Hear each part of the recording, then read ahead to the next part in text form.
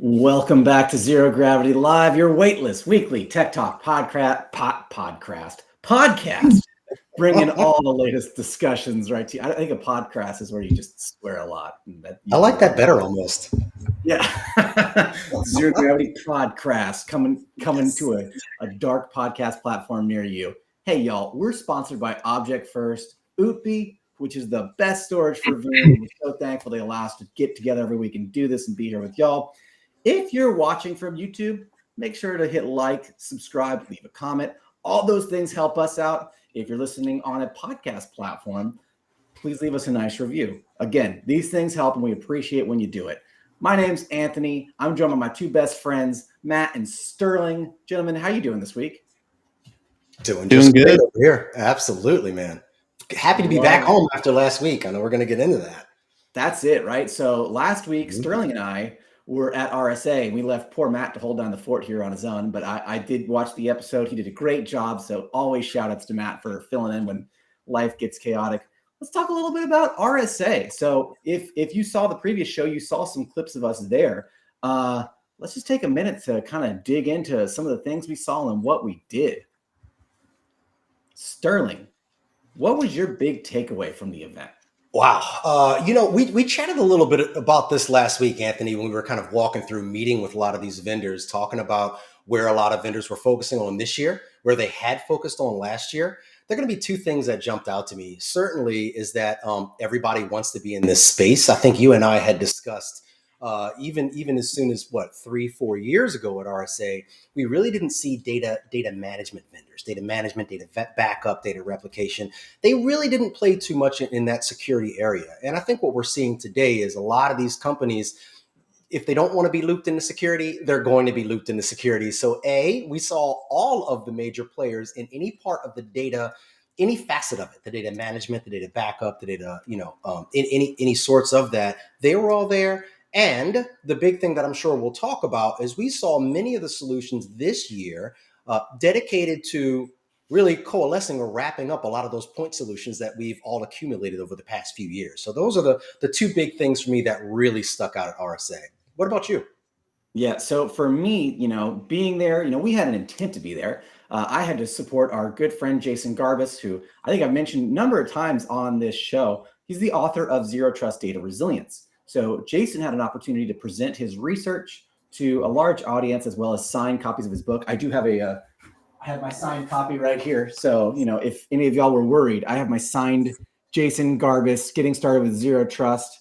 It even says, let's see, right in the cover. Yes, to Anthony from Jason. So I gotta frame this and put it in my collection somewhere.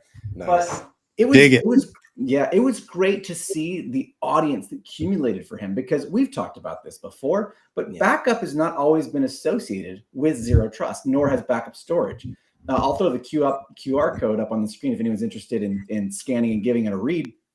But there was a tangible energy at this conference, which has been going on for years now, focused on security and starting to see that pivot, the wheels starting to turn in people's minds about the importance of backup and recovery when it comes to ransomware resiliency and cybersecurity. So it was great from our mission being there. And I'd also say there was just a lot of stuff that I had never thought about before when it came to cybersecurity. So, Matt, I'm actually curious for you, being the outsider looking into the conference. What's your biggest question for us that you have based on our experience there? Yeah, I mean, to me, it looked like there was a ton of people at that conference, and I know some of the footage that Sterling sent over. It's just the amount of people that were on that show floor really says it all, right? Because Anthony, you and I were recording just earlier this morning, and it's we had this conversation around, and we had this conversation a lot on this show that what people bought storage for 3, 4, 5 years ago is not the same thing people are purchasing storage for today. And it's been such a huge dynamic shift towards security. I think that goes to show you when you look at big shows like that at RSA, when it's just jam packed and Sterling's having to dodge people from running into folks on the floor. I mean, there's a huge demand for security across everything that we touch in our digital tech lives, right? Whether it's data backup storage, cell phones, which I know we're going to get into some really cool stuff there. So it's really on the forefront everywhere you look, it seems like. Yeah, it absolutely is. And I wanted to see that clip real quick of Sterling in the cell phone because that was just mind blowing. This was awesome. Yeah, so I feel like we have to preface this like where was Apple? Did you not go by the Oh, Apple booth?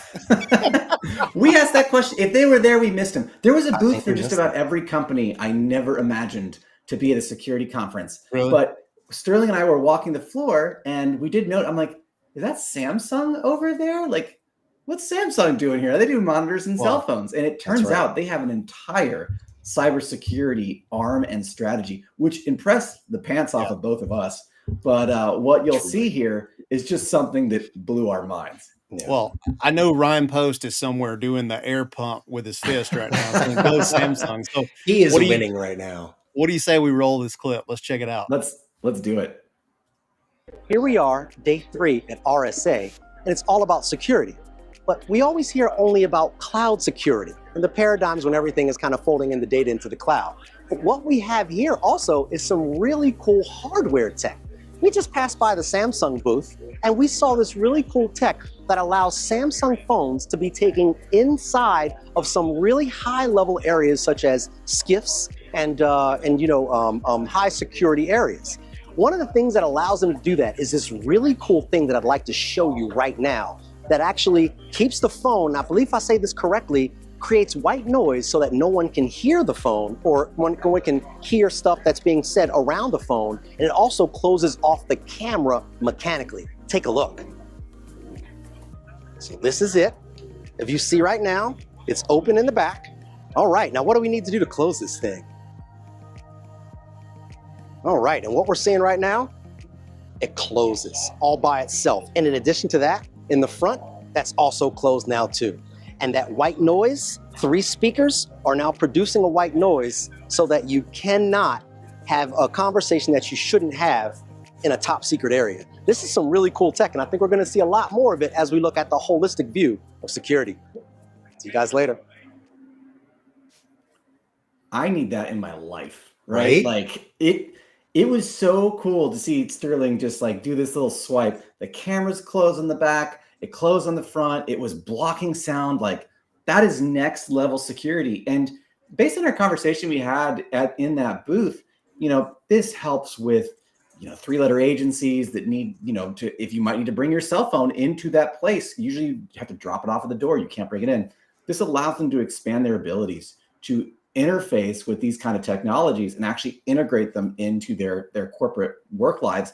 But I see this technology expanding, right? Like I think in a few years, this will just be built into the phones. Like, you asked Matt, where's Apple in all of this? I'm sure they're rubbing their hands together at the prospect of making their phone more secure, because as consumers, we need this too. And we'll talk a little bit more about like what the consumers need later. But I was just curious if y'all had any closing thoughts on RSA. I sure did. First of all, that technology is super cool. And you actually nailed it on the head for my thoughts. I see these coming to a consumer device near us. We've talked ad nauseum in some of our past episodes about privacy. Is your browser spying on you? Is your phone listening to you in these days? You want to have a private conversation with your loved one, family, or even a business partner? This would be a great way to ensure that there is nothing going on there. Now, as somebody who has supported and sold software to government agencies, to our ladies and gentlemen out in theater, our soldiers. These are the types of things that when you walk into their house, these SCIFs, you're right. You can't bring any technology in. You have to leave everything with you. But there's another piece of this as well. They also cannot bring that technology, which means they're apart from their families and loved ones for that 8 to 10 hour day. So this is a great way to allow them to remain connected, but ensure that our country's top secrets stay top secret. And I would just like to say it was pretty awesome to see hardware tech at a conference that almost explicitly talks data and cloud data and, some sort of a person nefariously owning your account to steal data. So that was a really cool thing to see. Yeah, I mean, you guys basically summarized all my points. I think it's really cool and innovative to see stuff like that evolving. And the white noise. It's so funny. We were just having a side chat. I promised the original footage on that clip. You couldn't hear the white noise because the DJI microphone was doing such a good job of noise canceling, which is what it's supposed to do. It's You true. couldn't even hear the white noise that the phone was putting out, but to me, arguably, that's like one of the coolest features to bypass some of the microphones that might be eavesdropping. Because I think the camera blocking the camera, the automated way of doing that is super awesome. But we even have manual ways of doing that, webcams and things like that. But the white noise and some of the attacks that we've heard with, eavesdropping and grabbing keystrokes, Anthony, you did a bit on that where, the mics are listening to keystrokes. That's a surefire way to avoid that. So it's really exciting to see some of this evolution for sure. Totally, Yeah. totally. One more thing I'd like to add too, that piece up top, that little bar that we slid, that slid that camera back and forth. When you're in a high secure side like that is not controlled by the user. It's actually controlled by the department itself. So they go inside, that thing automatically closes and you cannot open until you leave. So pretty cool.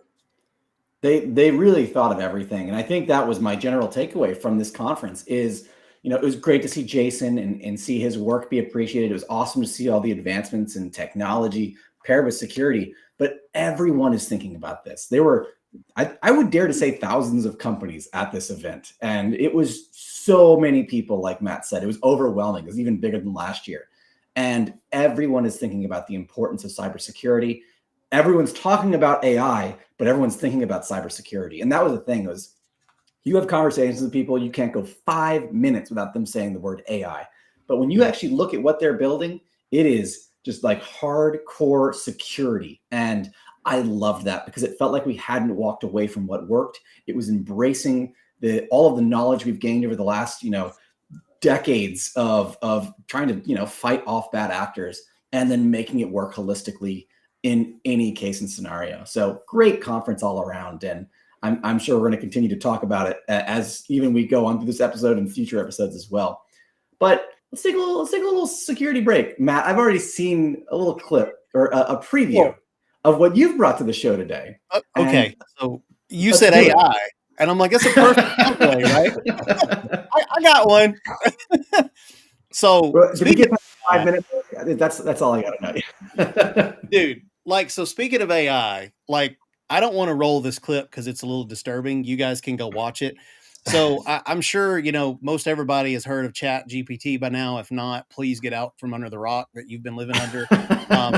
This is next level stuff. And one of the things that I find, I would say, equally exciting as well as concerning is how fast this stuff is evolving. And, it's funny because I think we did a bit a couple weeks back on that humane company that tried to come out with the pen and it was just a flop. But the whole purpose of the pen was to visually see and also allow you to talk to it. So if you guys remember that, it was basically the Siri on your lapel, the Google on your lapel or whatever, but it also introduced a camera that was actually seeing what you were seeing. And in a perfect world, it would be able to interact with that and give you some sort of decently quick response. Well, that failed, but this video is, next level stuff where basically they've taken Chat GPT, they've introduced this 4.0 for, what is it, Omni now. So basically you're looking at the audio variable and the video element using your phone.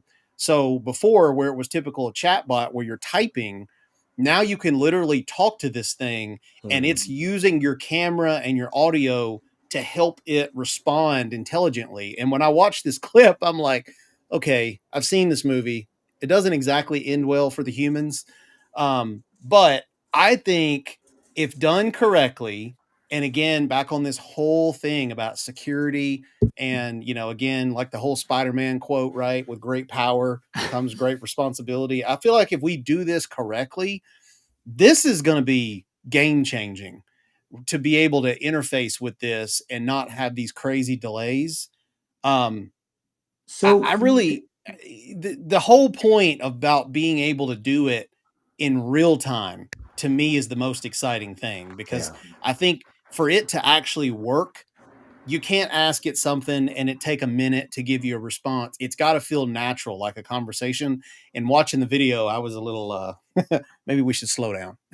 Yeah. So a couple of questions. I've not seen this video, and I'm a little behind the times. Maybe we Firstly, should watch it. is it GPT Yes. 40 or is it 40 or It's like for maybe zero? O, Oh, the O, and it stands for Omni. Omni. Okay. All right. Let's definitely. I want to look at the video because I don't feel like I'm fully parsing just how impressive this thing is yet. I gotta agree. Okay, well, let's check this out. Hey, how's it going? Hey there, it's going great. How about you? So that's an AI he's talking to. Yes. Nice choice. What's up with that ceiling though? Are you in a cool industrial style office or something? Well, can you take a guess at what that might be doing based on what I'm showing you here?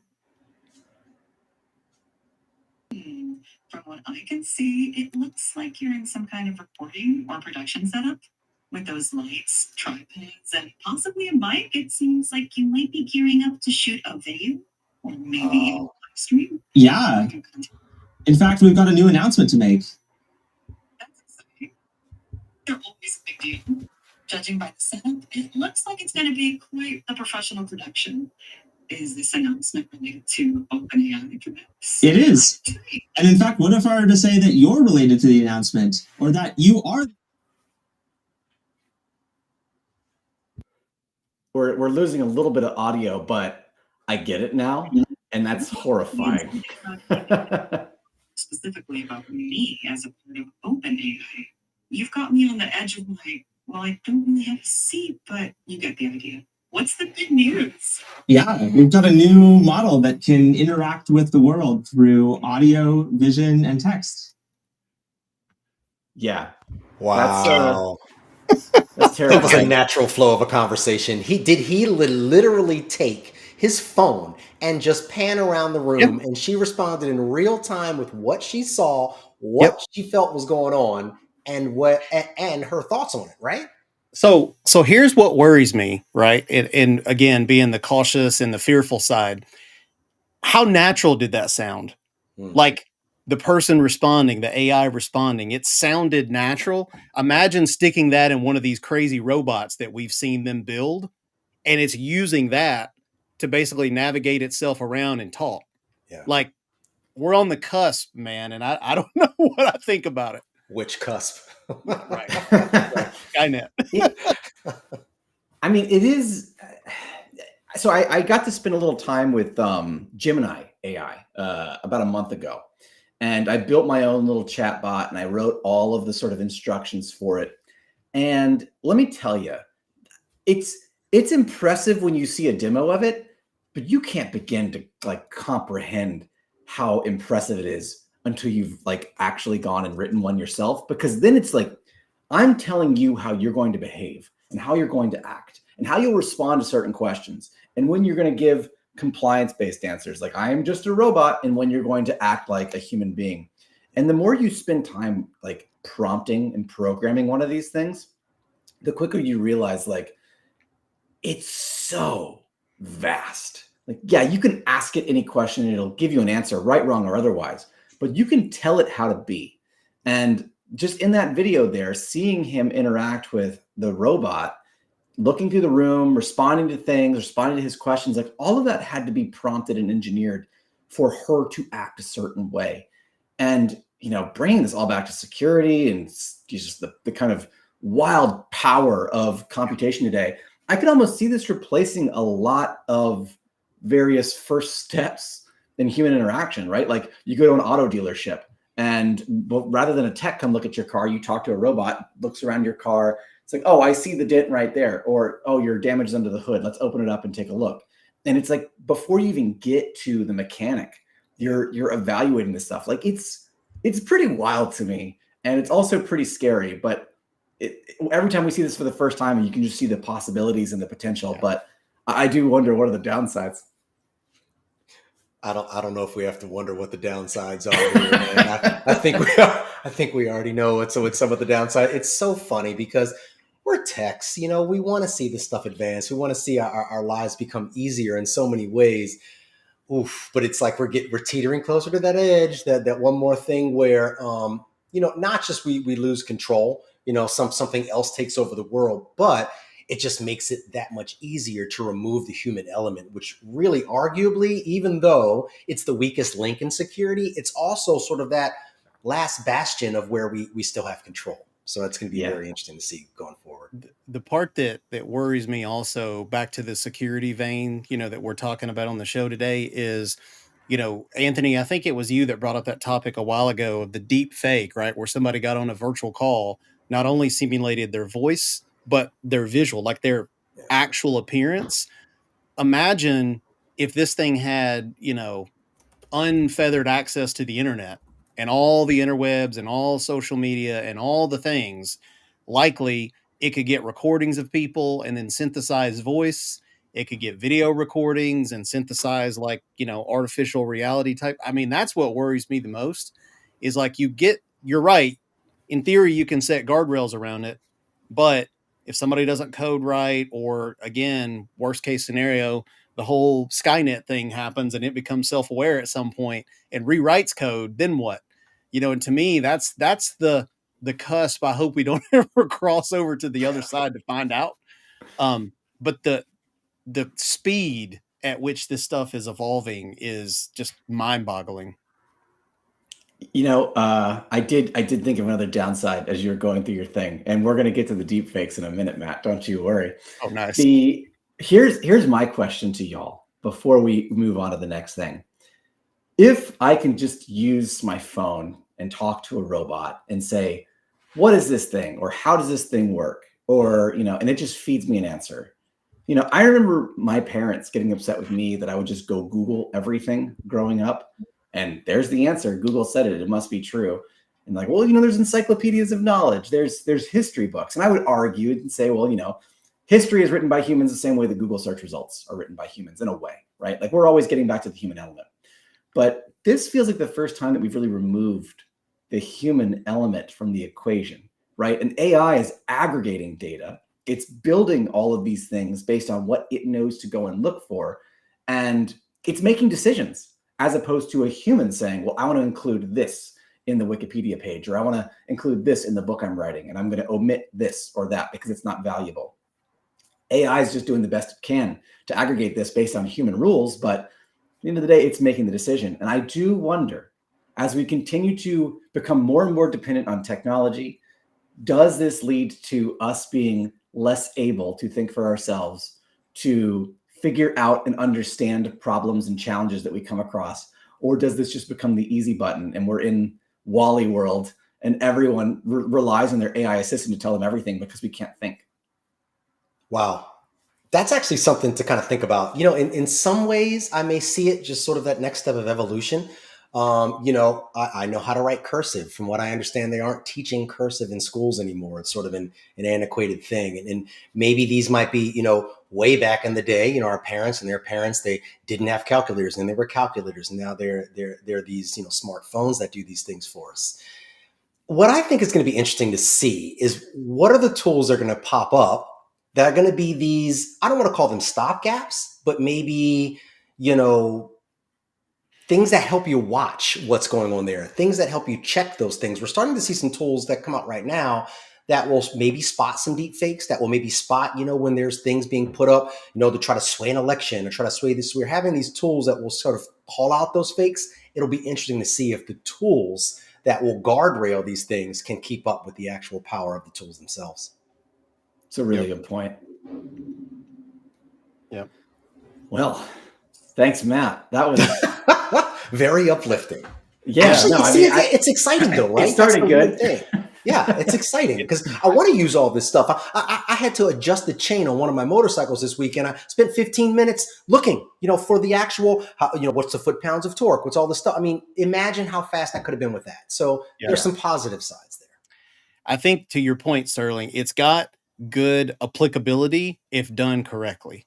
Like, exactly like you're saying, like, if you could just, and you know what it reminds me of now, and then we'll get to your topic, Anthony, but like, the virtual doctors now that are a thing, and it's not a virtual doctor, it's a real doctor, but they're on the phone, right? And you can just have a chat with them. Hey, what hurts, blah, blah, blah. And to some extent, you can do whatever you need to do without ever going into the office. I kind of think it's on that vein, to your point, Sterling. Like if you had an intelligence that you could say, look, I'm showing this, tell me what it is, or what, metric, or what foot-pound of torque I need to use, and all that stuff without having to Google. That is definitely useful if done right. Yep. Agreed. Completely agree. Yeah. I'm always curious to see where this goes. We can't put it back in the box. It's like a wave coming at you. You're going to take the wave. So do you ride it or what? I just want to know, are we going to be asking the next generation, the generation up, the same way our parents are asking us how to use their iPads and their computers? Can you help me use this new Chat GB5X43? Because I can't figure it out. It's exactly how they're going to name it, given GPT-4 Omni 0. Sterling, you've got something to share with us today. Yes. Just something really, really quick. And it really does build on the things that we saw last week at RSA. Is at RSA, there was an announcement that was made, and it's a voluntary pledge that manufacturers can choose to opt into. This was garnering some, not only support, but it was creating a little bit of a buzz. There were some companies that jumped on right away. I know plenty of other companies that are taking it back and actually looking internally to see if there's something that they would do. Essentially what it is, it's a voluntary pledge, whether it's software, cloud services, or hardware, to build your solutions ground up, including the security that we need today. So it's sort of an internal, sort of an honesty pledge that we will build the things that we need so to keep our customers safe. Now, what does that really mean? Well, I guess we're going to see. But if we start to bake into, all of us in the industry, start to bake into the types of secure by design methods, and I believe that there are 7 core methods that are listed in the overall doc, and I'm sure you can check it out for yourself. They're guidelines, almost in the same way as we saw in the very beginning of this whole thing, the zero trust guidelines. And then, of course, that framework grew into what we talk about, the data resilience piece. This could be the beginning of it for hardware and software manufacturers themselves, to make sure that they're checking certain boxes. By the time that their software hardware goes GA, the consumer can expect a certain type of, or sort of modicum at least, of security wrapped around these solutions. So watch this space. It's still very young. It was just announced at RSA. And I think this signals just a new, I call it a framework. I don't want to call it that quite yet, but a new wrapper of things to come about how we think about security in everyday products. Yeah, I remember seeing this and thinking this was a really good motion, just because, again, anything we can do to not encapsulate, but to get people thinking about what every company, every business needs to be doing to prevent intruders, bad actors, hackers, whatever you want to call them, from taking advantage of the company to then get to the privileged client information. It's always a good thing. And no matter how we wrap it up, no matter how many of these kind of pledges and procedures there are, I think this is the way to go, because it gets us thinking, it gets us taking a look at our own stuff to make sure that we're protecting our customers and clients, which is just great. It's great overall. Yeah. Agreed. I feel like that's where Object First was born anyway. Right? That's right. Yeah, no, that's a real good point. We exist to ensure this kind of things exist. Yep. Yeah, you're exactly right. And just a real quick thing on that, Matt kind of nailed that. We got asked a lot of quite a few times last week, Anthony, and you can kind of chime in here. Hey, Object First, what do you all do again? You're at RSA, and having to explain how security touches everything, how the data is what's most important, but also doing things, designing things with security in mind. It's a new day, and this bodes, to Matt's point, exactly why we were there, what we're looking to the future of security, and how we can make our solutions better for our customers that need it, right? Completely agree. No, I love it. And I just want to see more of this going forward. Yeah, agreed. You know what I want to see less of? Get ready, because we're about to go Johnny Raincloud again. That's right. Oh boy. So you brought it up, Matt, and I was excited because we're gonna get into it today. But now deepfakes have become such a problem that the CEO of Google has basically calling for watermarks on all of video as we start to move forward to more AI generated and fake video traffic. This article came from Dark Reading, which is a great website if you ever want to kind of keep up on the horrible things that I like to talk about at the end of every one of these shows. And just kind of going through this, it's wild to me. And I thought we could have a little bit of a discussion. Just AI generated media is becoming obviously, an issue. If you go on YouTube today and you look at the shorts and you click on one about comic books, there's a 50% chance that the person who's talking isn't even real. It's just an AI spitting out comic book facts at you. And then there's the more horrific part, which is face impersonation, right? Like now we're starting to see people deep faking other people's identities to do like what we talked about earlier with the bank hacks, or just to get at sensitive information so that they can then use that to further intrude and breach companies and individual people. Watermarking media is obviously, it's not a new practice by any means. We've always used it for copyright and things like that, but they're starting to say that this could help identify when something is AI generated and when something is being perpetuated by a cyber attacker. And my first question to y'all is, if Zero Gravity Live became a show where we had to put digital watermarks on all of our little boxes, and we had to prove that we were who we say we are, would that make the show less interesting, or is this the right next step? There, I fixed yours, Anthony. I see the brand. There I am. It's me. So what this makes me think of is, we need to go back to the old days of like, oh, you really know me? What did we do in the 4th grade? You remember that time? It's like one of those facts that only somebody that truly knows you would know. It's got to be like to that next evolution. And I look at this kind of relating it back to that previous, thing that you did, Anthony, where they actually conned them out of millions. And it's like, before somebody should transmit money or assets or anything of that kind, maybe there should be some more checks and balances than just take my word for it. And, watermark is a good way to do it. But I even look at that as that's probably not foolproof. There probably needs to be something else that's put in place before significant transactions or intel is shared, almost to the point of, oh, you think you are who you say you are, prove it by insert, check and balance here. And I don't know what that looks like in practice, but you're right. It's becoming more and more of a real threat. And that's like super scary. Well, if you think about like what we do every week on this show, we put our voices out there, we put our faces out there. Like we're really more at risk than even the average individual because we've given so much data away, and it's the intangible data. It's how we look, how we talk, our mannerisms. I'm not opposed to this at all. In fact, I'm quite pro watermarking myself and my videos moving forward, even if it's like a tiny little digital signature that only other watermark programs can see. If it means that you can't pose and pretend to be me without having that little digital signature in the video file. What do you think, Sterling? I'm all for it. I would be one of the first ones to try to create one of those things. Right. What this really says to me is, as good as the AI clones and deepfakes can get, there's still a signature that says it's fake. That gives me hope, because if you get to a point where it is, unintelligible as to whether something is real or something is fake, then I think we have we're up the proverbial creek without that paddle. But that actually gives me some kind of hope here, that I can create a watermark, or that there can be something, or that AI deep faking leaves some kind of signature that maybe we can learn a little bit more about, that makes it more obvious. I don't know here, a certain tick that you see every 30 seconds, a quick, thing, sort of that max headroom, who knows, but there's something that you can watch for that will begin to tip us off, so that in everyday life, we can kind of begin to tell what's real and what's fake.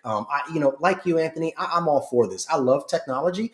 I want to be able to do things in life, the grunt work of life, to make easier, so that we can focus on the things that really matter. That is the whole point of technology. But we as long as we have those stopgaps. So I'm encouraged, believe it or not, to see this. We'll just have to see how it develops. Yeah. Well said, Sterling. Couldn't agree more. And I love ending on those kind of notes where we really think about the next 10 years and the horrible things the robots are going to do to us. So thanks for playing along with me. But I do have good news. I have some good news. And that is, if you are a backup admin, specifically a Veeam backup admin, and you aren't able to go to VeeamON this year. Well, there's still hope. In fact, we're giving away free passes to VeeamON 2024. Scan this QR code if you're interested. It's an easy game to play. Scan that, and we'll enter you for a chance to win. And we just upped your chances of going if you weren't. So this is the best way to get on that train. And it's worth mentioning, we're going to be at VeeamON as well. So if you like the show, if you're going to be at VeeamON, or if you're one of the lucky few who win the ticket by scanning the QR code, come hang out with us. We're going to be at the Object First booth. Obviously, they're the producers of this show, but we'll be there throughout the day. We're going to be running Zero Gravity lives while we're there. It's going to be live streams, and we'd love to meet you, our audience, and spend some time with y'all. We'll be at booth G2 at the event. Sterling's got a presentation. I've got a presentation. Matt's going to be just managing all of our AV wizardry, which we're so grateful for, as always. So swing by, scan the QR code, and join us at that event. And as always, thanks to Matt and Sterling for making the show so awesome, bringing the heat with those topics this week. We're always appreciative to our audience who watches the show. Thanks for joining us per usual. And remember, stay weightless, stay frictionless, stay zero gravity. We'll see you next week.